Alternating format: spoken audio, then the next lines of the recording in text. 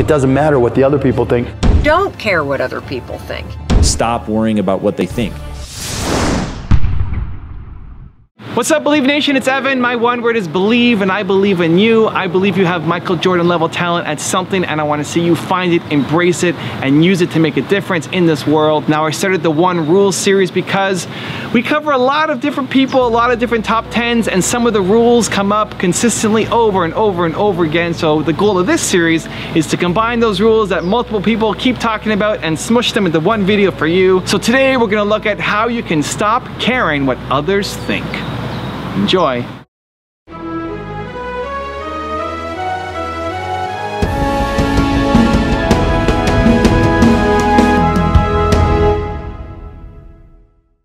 Most people really are concerned about what people think about them. It holds them back. You never, ever, ever, ever have. It's not a part of who you are. Is that your DNA, or where did that come from? I don't know. I just never gave a you know.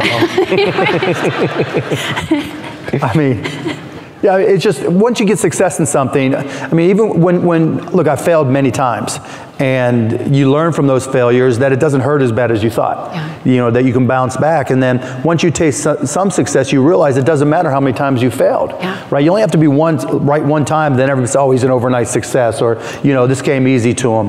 You know, you just got to keep on grinding and keep on trying new things. And you know, once you start feeling the success, you realize, look, it doesn't matter what the other people think, other than my customers, other than my, you know, my partners, other than my employees. I care what they think, but you know, from the outside looking in, I was always just so focused that I just never, I mean, I got distracted from time. I don't want to say never distracted, but you know, I just didn't want anybody else. I didn't want to think that how people saw me was a reflection of the job I was doing. You know, if my customers were happy, if my stakeholders were happy, I was happy.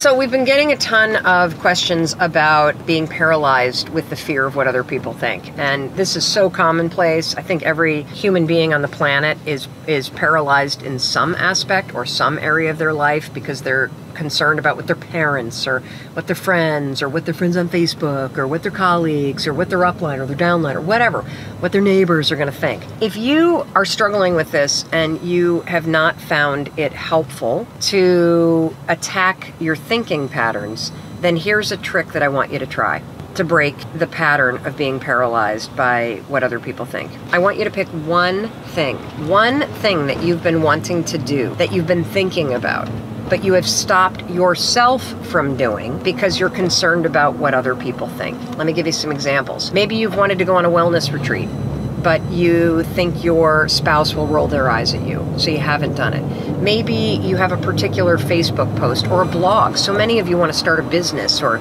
start creating art, but you're terrified of putting yourself out there because of what other people will think. Today, we're going to break that pattern. What you're going to do is you're going to pick one thing you've been stopping yourself from doing, and you're going to do it. You're going to do it. And the reason why I want you to do this is because I know that if you're still paralyzed, you have not been able to change your thinking patterns yet. That's cool, no problem. We're going to try a different tactic. I want you to change this paralysis through action. Because if you sign up for that class, if you go on that retreat, if you create your art, if you post that blog post, if you start that business, you will be proving to yourself through the actions that you're taking that you don't care what other people think. Try that today. Let me know, number one, what you've stopped yourself from doing, and number two, what you're committing to doing today. Because one way to break this is to attack the thoughts and change the thoughts and get into action first. The other way to do it is to recognize that you're paralyzed, pick one thing that you're going to do, and actually get it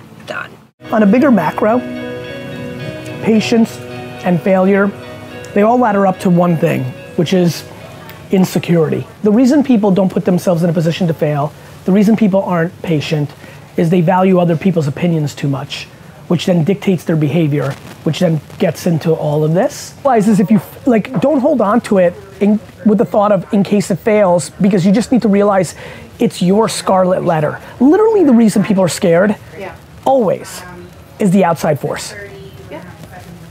Having a failing business and everyone's like, oh, see, you could never do, or whatever the cliche shit is, right? Yeah. It just doesn't matter. You know why? So that's one piece. Yeah, but they told me I couldn't do this. It'll never happen. And even if it didn't succeed, what? They're such better people, like what? I'm such a better person than other people because I can build a business? That's bullshit. Any advice for somebody who is taking steps to make a positive change, but he is getting all kinds of negative consequences for bad decisions he took in the past? At some point, in fact, I'll just quote Lao Tzu, the guy that wrote the Tao Te Ching. He said, if you worry about whether other people think about you, you will always be their prisoner. So unless you're prepared to be other people's prisoners, at some point, if they're hurling dirt on you, if they're constantly trying to rebury you under the earth that you're trying to claw your way out from, then you're never going to get out. You've got to just stop worrying about what they think. So they can't actually affect you. They can only try to influence your mindset. So, and even now, if people hate you, slings and arrows, you could get a job digitally. You could go be a freelancer on Upwork or whatever. People don't even have to know who you are. So truly in today's world, they are not going to be able to stop you from getting a job. But they can really mess with your head, but only if you let them. So I will say to that, do not let them. You've got to understand who you're trying to become, believe in your ability to get there, to become that person, to understand that to continue to beat yourself up for something in the past is not going to serve you. And so for that very reason, let it go. I think it's really important for entrepreneurs to understand where your threshold is of how much crap you could take from other people, how much negativity, how much feedback and criticism that you could take without it impacting your psyche or your self-worth. I think in general as an entrepreneur, you need to be prepared to get a lot of crap, a lot of negativity, a lot of stuff thrown at you. And yes, it's easy to say, don't care what other people think, but understanding what your tolerance level is and where you kind of fit on that spectrum can really help you design the rules so that they're in your favor. So as an example, there's a guy on my team who doesn't handle criticism as well. You know, I'm a lot more comfortable in the uncomfortable where he can bounce around a lot more. He'll be on top of the world, like this is great, and then a negative feedback comes in and it really impacts him hardly, and then the positive one comes in and he jumps back up. And so for someone like him, you can't design as much risk, as much negativity or potential negativity, so you gotta take a safe path up. Where for me, I'm more comfortable in the uncomfortable. I know that eventually something's gonna work out, and I know that at the beginning of any project it's gonna be rough, that it may not work out, that we're gonna get some criticism. And so I'm more willing to jump all in and play in that field, even though it's painful at the moment, because I know the faster I get through that pain, the faster we're gonna come out the other side. I want that feedback and criticism and negativity as soon as possible so that I can make it better. Better for you, better for me, better for everybody.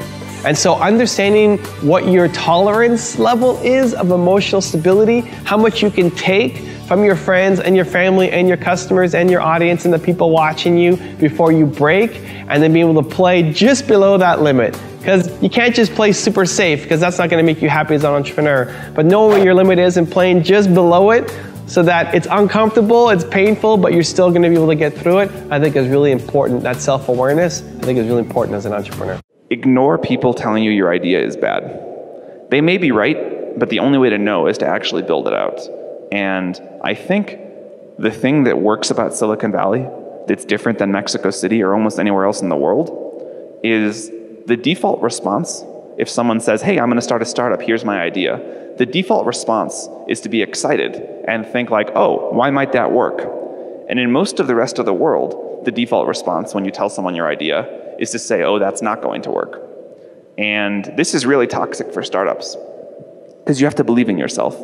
And the good ideas, because they sound like bad ideas, are so fragile and so killable that you have to be really careful to insulate yourself against this.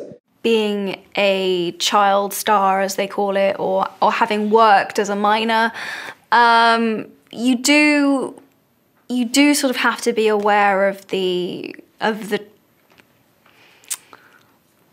kind of trajectory, and also kind of aware that people are viewing your performances through a very different lens. I saw a really interesting article yesterday that, you know, people had seen the trailer and they're like, oh, you know, Emma Watson, like scandalous, like really trying to push the envelope and step away from Hermione and Harry Potter and whatever else. And it's like, I'm just kissing someone, you know, and it's kind of like this huge deal. And it's, so, you know, you're aware of that, but you also, I don't like to try and let all of that noise affect my choices and my decisions, because ultimately, if you live like that, then you know, I think it would close me off to a lot of opportunities and experiences. You don't pay a lot of attention to reviews and those kind of things? Well, you know, you're always affected by opinion, but the more opinions there are of you, of me, the less I look at them, because I just can't live my life based upon what other people think about me. So I can't concern myself too much with what other people think. You know, it's just not healthy. I don't think I could continue to do what I do if I was constantly worrying about what somebody thought about it. One of my friends, Daniel, told me once, if nobody hates you, you're probably doing it wrong. And that's just the case. There's all kinds of trolls on the internet. If you're an artist, it comes with the job, you know? These people don't have creativity, so they spread what they have to offer, which is negativity, in hopes to bring you down. That's their contribution to society. And if anything, we shouldn't be offended by it. We shouldn't be hurt by it, even though a lot of the things that are said can be hurtful. If anything, we should feel sorry and pity for these people, because all they have to contribute is just negativity. And think about what it is to live like that.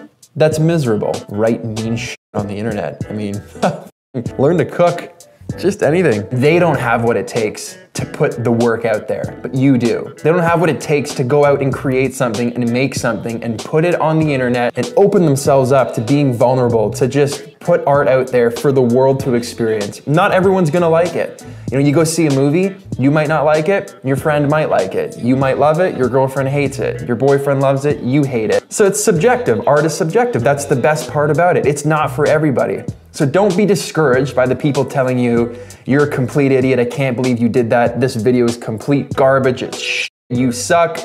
That's fine, like whatever. You're the one sitting here, putting in the work, putting that art out there into the world, and that is what's gonna open doors. There's a cool Andy Warhol quote, I forget like the specifics of it, but it's like, make art, and while people are deciding if they like it or not, make more art. Ultimately, it doesn't matter. I believe beauty is beyond size. With so much emphasis on the body and external, it's no wonder that we all suffer so much internally.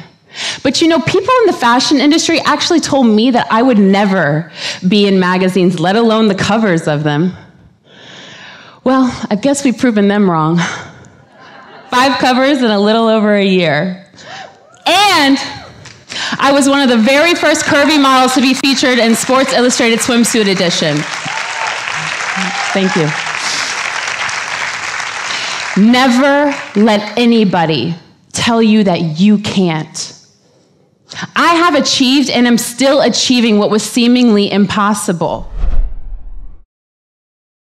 Now I've got a really special Will Ferris bonus rule on how to ignore the opinions of other people, but before that, I want to know, what did you learn from this video? What was motivating and inspiring for you? What change you're going to make in your life after watching this video? Make a difference. Leave it down in the comments below. I really want to hear from you. When you write it down, you're much more likely to follow through. Thank you guys so much for watching. I believe in you. I hope you continue to believe in yourself, and whatever your one word is, much love. I'll see you soon, and enjoy the bonus clip. After my first show, one review referred to me as the most annoying newcomer of the new cast. Someone showed this to me, and I promptly put it up on the wall in my office, reminding myself that to some people, I will be annoying. Some people will not think I'm funny, and that's okay. One woman wrote to me and said she hated my portrayal of George W. Bush. It was mean-spirited, not funny, and besides, you have a fat face. I wrote her back. And I said, I appreciate your letter, and she was entitled to her opinion, but that my job as a comedian, especially on a show like Saturday Night Live, was to hold up a mirror to our political leaders and engage from time to time in satirical reflection.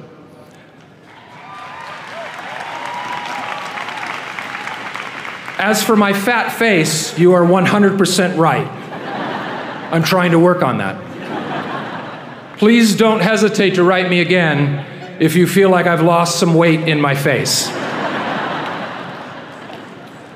The venerable television critic for the Washington Post, Tom Shales, came up to me during my last season of the show. He told me congratulations on my time at the show, and then he apologized for things he had written about me in some of his early reviews of my work. I paused for a second before I spoke, and then I said, "How dare you, you son of a bitch?" I could tell this startled him, and then I told him I was kidding, and that I'd never read any of his reviews.